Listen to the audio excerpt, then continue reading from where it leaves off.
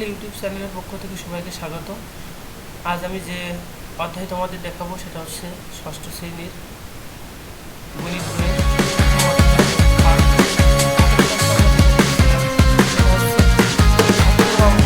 একটা সংখ্যায় যে সার্থক অঙ্ক আছে সে অঙ্কগুলোর স্থানীয় মান। এখান থেকে আমরা প্রথমটা করছিলাম। আজ আমরা এখান থেকে আরও একটা অঙ্ক করব, সেটা হচ্ছে 6 নম্বর। এখানে 6 নম্বরের যে অঙ্কগুলো আছে যে সংখ্যাটি আছে তার ভিতরে যে সার্থক অঙ্ক যেগুলো আছে সেগুলো আমরা বের করব এবং সেগুলোর স্থানীয় মান আমরা নির্ণয় করব। আমরা জানি কি 1 থেকে 9 পর্যন্ত যে অঙ্কগুলো আছে সেগুলো হচ্ছে সার্থক অঙ্ক, শূন্য বাদে। তাহলে এইখানে যে অঙ্কগুলো আছে 1 থেকে 9 ভিতরে, তার ভিতরে শূন্য বাদে যে সংখ্যা অঙ্কগুলো আছে তার স্থানীয় মান আমরা বের করব।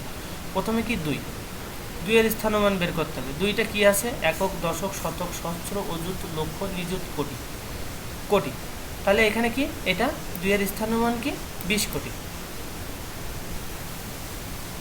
তারপরে কি আছে? তারপরে আছে কি 5, একক, দশক, শতক, সহস্র, অযুত, লক্ষ, নিযুত, কোটি। এই 5 এর স্থানীয় মানটা আমরা বের করব। 5 এর স্থানীয় মানটা কি? 5 হচ্ছে কোটি। তাহলে কি 5 কোটি। এখানে প্রথম যে 2টাও কোটি, কিন্তু 2 কিন্তু দশক কোটি, মানে 2 অঙ্কের কোটি। তাহলে 20 কোটি। এখানে কিন্তু 5 কিন্তু একক কোটি, মানে কি 1 অঙ্কের কোটি। তাহলে কি 5 কোটি। তারপরে এখানে কি আছে? এই শূন্যগুলো তো আমরা আর বের করবো না, কারণ কি শূন্য হচ্ছে সার্থক অঙ্ক না। আমি বারবার বলছি যে 1 থেকে 9 পর্যন্ত অঙ্কগুলো হচ্ছে সার্থক অঙ্ক। তাহলে এবার তারপরে কি আছে? 9টা কি? একক, দশক, শতক, সহস্র। 9টা হচ্ছে হাজার, সহস্র বা হাজার। তাহলে এটা কি 9000। তারপরে যে অঙ্কটা আছে সেটা হচ্ছে 7। তাহলে কি একক, দশক, শতক। 7টা হচ্ছে শতক, শতকের মান কত? 7000। তারপরে কি আছে? 9টা আছে কি একক, তাহলে 9। তাহলে সার্থক অঙ্কের স্থানীয় মানগুলো আমি এবার এখানে লিখলাম। এটা হচ্ছে নির্ণয় উত্তর। তাহলে এইভাবে তোমরা এইগুলো অঙ্কগুলো করবা। কোনোটা না বুঝতে পারলে আমাকে কমেন্ট করবা, আমি তোমাদের বুঝাই দিব। আমরা তারপরে যে অঙ্কে চলে যাব সেটা হচ্ছে 4 নম্বরটা। এটা এই অধ্যায়ের অনেকটা গুরুত্বপূর্ণ অঙ্ক। এই অঙ্কটা তোমরা ভালো করে বুঝবা। অঙ্কটা বলছে কি যে 9 অঙ্কের বৃহত্তম ও ক্ষুদ্রতম সংখ্যা লেখো। 9 অঙ্কের বৃহত্তম ও ক্ষুদ্রতম সংখ্যা লেখো। 9 অঙ্কের বৃহত্তম ও ক্ষুদ্রতম সংখ্যা লেখো। 9 অঙ্ক 1 থেকে 9 পর্যন্ত। এর ভিতরে 9 অঙ্কের ভিতরে সব থেকে বড় সংখ্যাটি হচ্ছে আমাদের 9। তাহলে যদি আমরা 9টা 9 ব্যবহার করি তাহলে আমাদের সব থেকে বড় অঙ্ক হয়ে গেল। এটা তো সবাই বুঝতে পারছে, কারণ বড় অঙ্ক হচ্ছে 9। 9টা আমরা 9 বার ব্যবহার করলে 9 অঙ্কের একটা বৃহত্তম সংখ্যা হয়ে যাচ্ছে। এবার আমাদের যে জিনিসটা করতে হবে, ক্ষুদ্রতম সংখ্যা নির্ণয় করতে হবে। আমরা জানি সব থেকে ক্ষুদ্রতম সংখ্যা হচ্ছে 0 বা 0। আমরা যদি 9টা 0 ব্যবহার করি তাহলে 9 অঙ্কের একটা সংখ্যা হবে, কিন্তু সংখ্যাটির কোনো মূল্য থাকবে না, সংখ্যাটির কোনো মূল্য থাকবে না। এবার 0-র পরে সব থেকে ছোটো অঙ্ক কোনটা? 1। তাহলে আমরা যদি প্রথমটা যদি 1 ব্যবহার করে পরের যদি 8টা সংখ্যা যদি 0 ব্যবহার করি তাহলে আমাদের 9 অঙ্কের সংখ্যা হয়ে যাচ্ছে। তাহলে 9 অঙ্কের সংখ্যা কীভাবে লিখতে হবে তোমরা আশা করি বুঝতে পারছো। তারপরে আমরা যেটা করব সেটা হচ্ছে 5 দাগ। একই অঙ্ক একবার ব্যবহার করি, মানে একটা অঙ্ক একবারই ব্যবহার করতে হবে। করে 7 অঙ্কের বৃহত্তম ও ক্ষুদ্রতম সংখ্যা গঠন করো। এখানে কিন্তু সংখ্যাটা দেওয়া আছে, এখানে 7টা সংখ্যা দেওয়া আছে। তাহলে আমাদের প্রধান যে কাজটা সেটা কি? এই সংখ্যাগুলোকে প্রথম ঊর্ধ্বক্রম থেকে নিম্নক্রম, মানে ঊর্ধ্বক্রম থেকে নিম্নক্রমে আমাদের সাজাতে হবে, মানে বড় থেকে ছোট পর্যন্ত আমাদের সাজাই নিতে হবে। তো আমরা প্রথমে সাজালাম 9। তারপরে তোমরা প্রথমে কি করবা? 9টা একবার নেওয়া হয়ে গেলে 9টা একটা গোল দিবা। তারপরে কি 8টা নেওয়ার পরে তারপরে ছোটো সংখ্যা কোনটা? 8। তাহলে নেওয়ার পরে 8টা গোল দিবা। তারপরে কি? তারপরে আছে 5, তাহলে 5টা গোল দিবা, তাহলে তোমাদের বুঝতে সুবিধা হবে। তারপরে আছে কি 4টা গোল দিবা। 4-এর পরে সব থেকে ছোটো সংখ্যা কোনটা?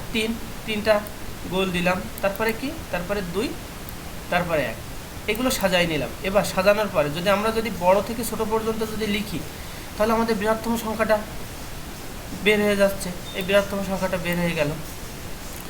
একইভাবে আমরা যদি ছোট থেকে বড় পর্যন্ত সাজাই আমাদের তো আর সাজানো লাগতেছে না, কারণ এইটা জাস্ট যদি আমরা উল্টাই দিই তাহলে আমাদের ছোট থেকে বড় হয়ে যাচ্ছে। তাহলে ক্ষুদ্রতম সংখ্যা কি? ছোট থেকে বড়। তাহলে 1 থেকে আমরা এখান থেকে নিয়ে নিচ্ছি। এখানে যদি তোমাদের যদি 0 থাকতো, এখানে যদি আরেকটা অঙ্ক থাকতো, যদি প্রথমে যদি 0 থাকতো, এটা অঙ্কে নেই, তাহলে কি করতে তোমরা?